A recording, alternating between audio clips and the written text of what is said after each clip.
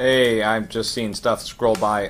Guys, I'm just doing a little research here. Sorry. I just saw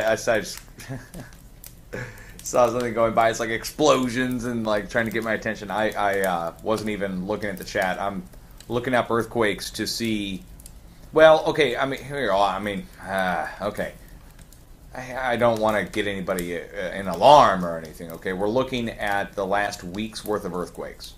Okay, this is the new like combined feed that I've got thanks to all the work that MC Player and Squeaks have done. And so this combined feed shows the combined USGS last week, all magnitude 0.0 and greater, EMSC last 50 earthquakes, GeoNet last 30 earthquakes, and magnitude 0 plus on everything. So, in other words, this is like the full feed that I can get.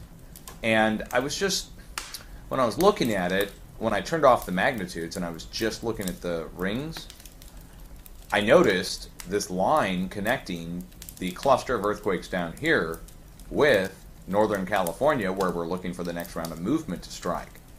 And I basically figured, well, you know, there's got to be something at the tip of each one, at each end of this progression. And lo and behold, up at the northern tip, there were multiple volcanoes, and now down here at the southern tip, there's multiple volcanoes within just a couple miles. I mean, definitely close enough to be related. I mean, they're the only volcanoes around. So, that's what I was just looking up. And sorry I missed you guys over in chat, but sometimes I'll jump on here and just start doing research. Normally, if I'm going to get on and start talking, you'll see my, like if I'm really intending it for it to be an update of some kind, I'll either jump on and be like, yo, or something like that to get it going, or I will play my intro. Like if it's a real update, whether it's 2 p.m., 10 p.m., I will do that.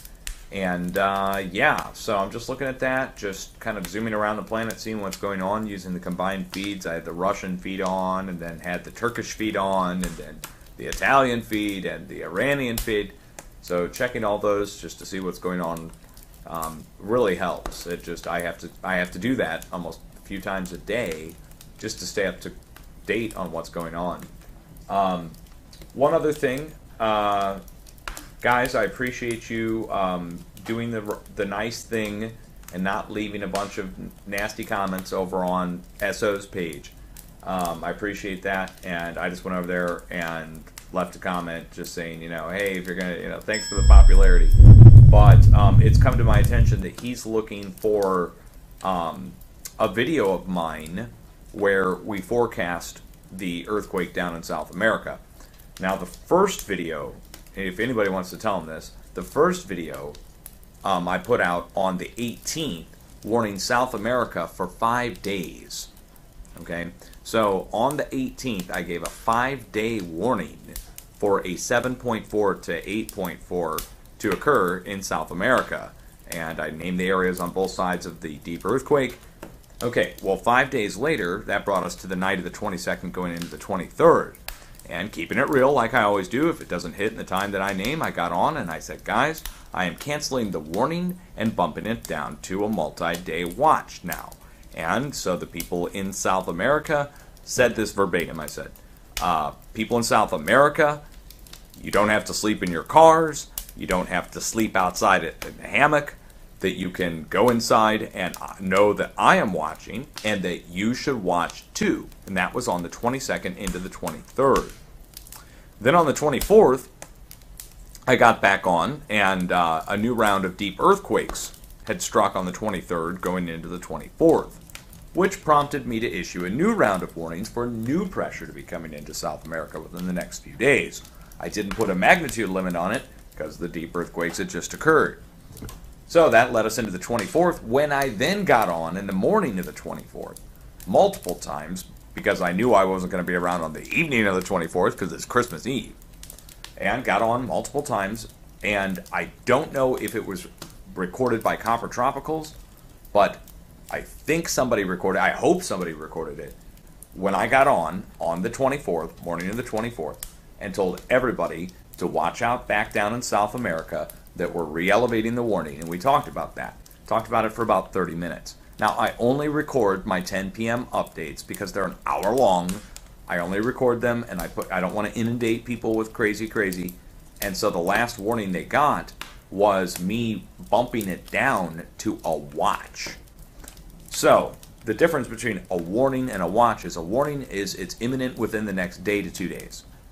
Okay, so that's the artificial time frame that I've set on that. Here, 1 second, I got a cat trying to paw in here. It's an just a artificial number that I've set on it. So when you take something from a warning, which is imminent, it's like, hey, it's going to hit in the next day. Hey, it's going to hit in the next 2 days. Then I do these longer watches, which are more for a week.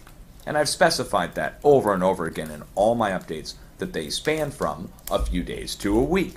So it's a given, it's an unsaid thing that when I'm talking on my stream to anyone who's listening, when I talk about watches and warnings, watches, like tornado watches, are for a larger area.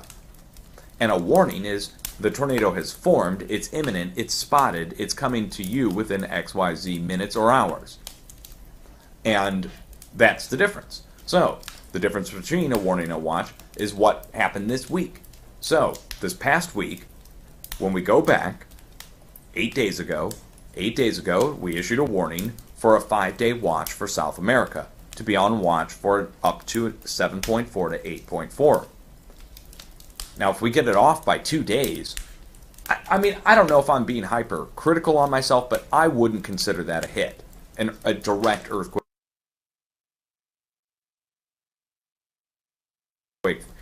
Everybody would want it to be down to a few hours, right? But I mean, I guess beggars can't be choosers either. You've heard the saying, right? That if let's put it this way. Let's do it with you guys. Let's say you've figured out earthquake forecasting methodology to some extent, and you feel that it works. And you issue a warning for a specific place in a specific continent for a specific magnitude, within a range on each. Okay, let's say you name it for, well, let's use South America as an example.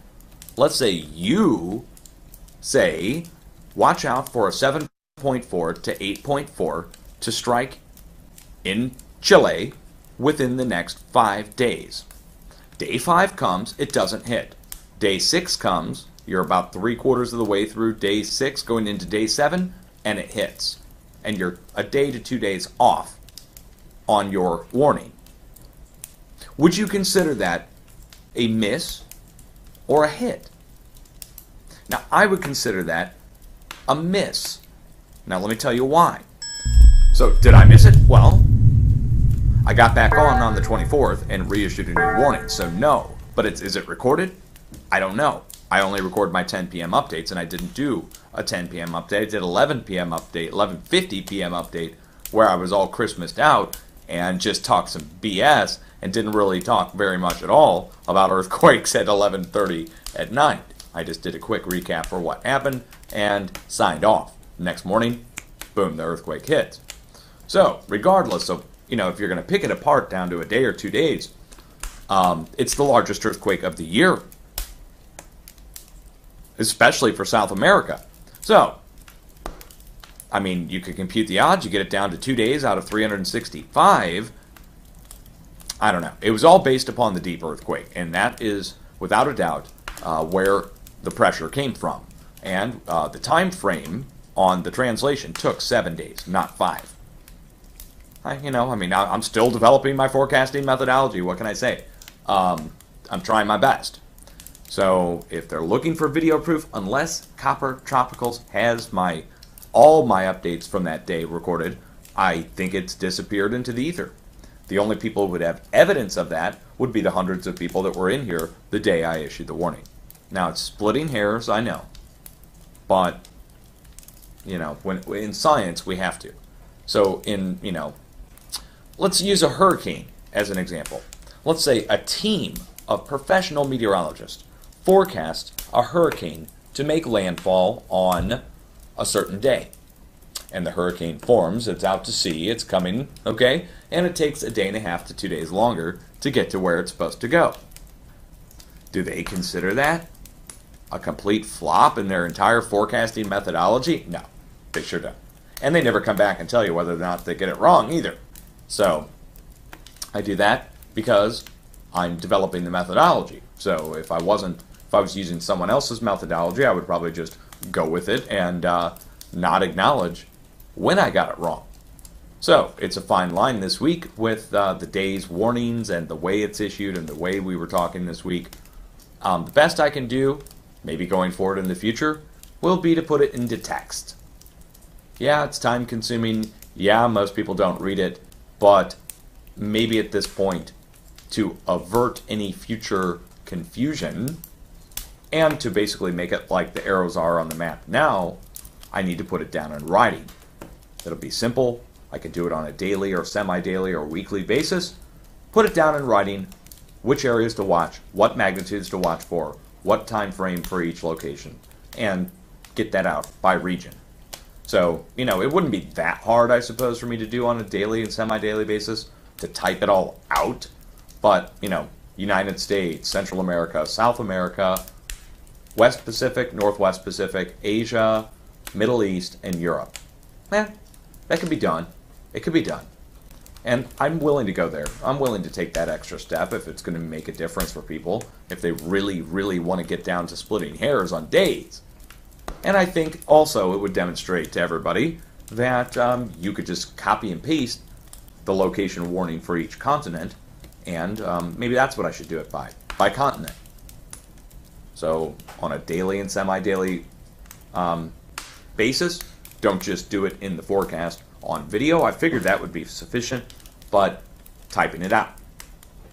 That way there's, you know, no loss of it, and also it's documented.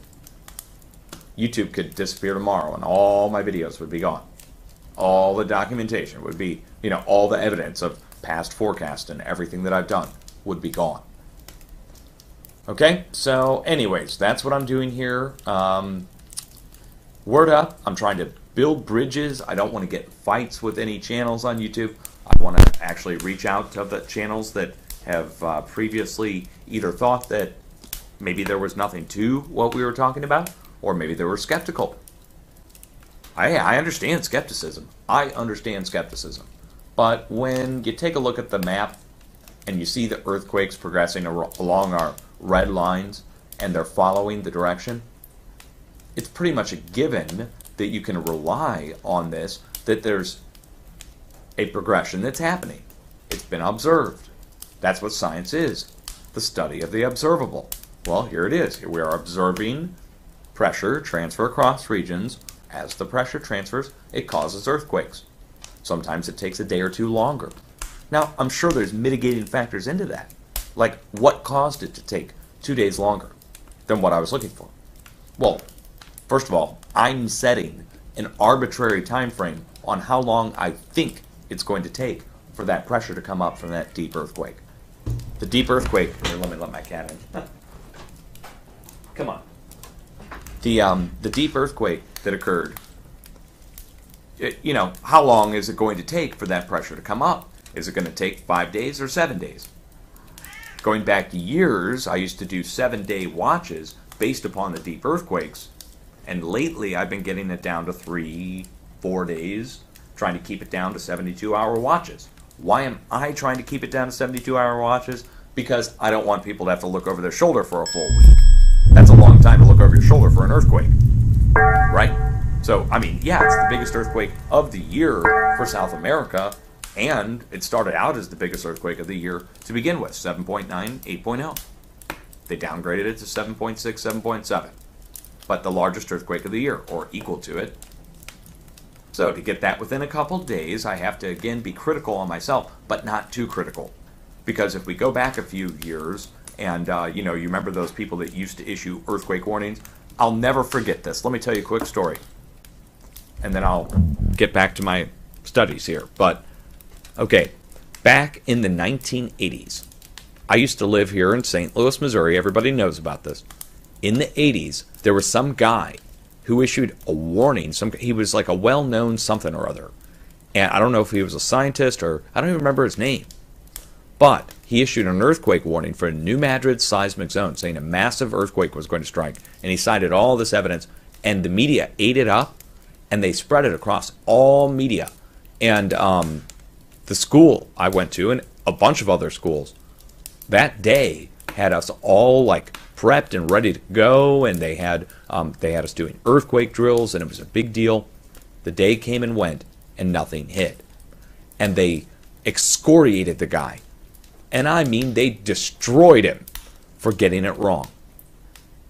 Okay, so I want you to imagine, if it would have hit 2 days later, don't you think they would have like said, hey, you know, like I was off by a day or two? Okay, that is where we are right now with seismic forecasting. I think anybody, including my biggest critics on YouTube, would agree that we are honing this. We are trying to figure out in the best way possible, the best way I can figure out possible to do this is to do it publicly in front of everyone so that there's no mystery involved in any of this, and you guys can all follow along as it's happening, as I'm learning, as you're learning, and we're trying to get the areas down to a fine point and the times down to a few days, like the weather. If I can keep it like the weather forecasting, in other words, meteorological forecasting within a few days to a few weeks at the most, you would hope to get it down to for large-scale weather patterns, and you would hope to get it down to a few day time frame with weather forecasting for local cities. But for states and regions, you try to get it down for the week, right? Well, the same thing would go for seismic forecasting. We're not just seismic forecasting for cities yet. Now we are seismic forecasting for regions. A few 100 miles, 500-mile regions, small regions, sometimes down to very fine points, like the English Channel. But I would consider that a region, Northern Europe. So when we forecast for the English Channel, you got to take into account, it's actually pretty big. You know, the entire English Channel in North France, I mean, that's actually a pretty large area, a few 100 miles across. So if we can get it down to that, I'm happy. I'm pleased, as the person who's doing the research, I am pleased if we get it down to a few 100 miles and a couple days or less. And the magnitude's spot on. By the way, the magnitude was spot on. So we were looking for a 7.4 to 8.4 and a 7.7, 7.8 hit. That's right between there. Okay? So, yeah, that's why I do what I do. I'm trying to get it down to a fine science. I'm a one-man operation, and I need to start typing it out and documenting it even further than a video. I figure video proof is enough. But people don't want to watch. You know, it's hard to listen and for an hour and all that other crap. I get it. So, let's put it in text. And I'll start doing that. And I'll start doing that this week. Actually, you know what? To make it just even and ability to keep a track, since we're going into the new year, starting on January 1st. Okay, so starting January 1st, we will do text and verbal. And with the text, I may even do a graphic. Who knows? Probably should, right? Mark the areas with like a little box or something and put the magnitude expected in there and the time frame. That would work. That would work. You know, that might even work better than, well, I should probably type it out too so you can copy and paste it. But also with that, I should do a graphic that you can share that just shows the warning areas highlighted with colored boxes that indicate the time frame. So maybe red for the next 24 to 48 hours and yellow for 48 to 72 hours and green for areas that are not at risk. Right? I mean, I don't know. I have to develop this stuff. This is me developing it. No one else can set the rules for it. It would be me setting the rules for myself. So I guess that's the best way to do it, is to make it easy to understand. Write it down in simple terms. So XYZ location, watch out for XYZ magnitude for these days. Simply put, you don't, not a big long, this is why, and all this other crap that I do in the nightly update. I shouldn't call it crap, but you know what I mean. It takes an hour. It's a lot of verbose. It's a lot of talking. It's a lot of explaining. If I just wanted to come on, I could do a nightly update in 5 minutes. Just come on, watch here, here, here, here, here. Watch for this magnitude, this magnitude, this magnitude. But I don't want to do that. I want to come on and be like, watch here, here's why. Watch here. Here's why. I know it takes a long time, and I know it's annoying to hear it every night, but I have to do it every night because there's a new crowd of people coming in every night. Hundreds more new people tuning in, trying to understand what's going on. So I want to take the fear out of it. To take the fear out of it, you have to explain why. You can't just say what or when, but you have to say what, when, and why. And where. And how much. And how big.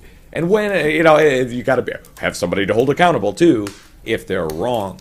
If they don't come back and admit they're wrong, or they try to take credit for every big earthquake or whatever, then they are, well, you've seen it all. You've seen it all before, I'm sure. So I'm not going to lecture.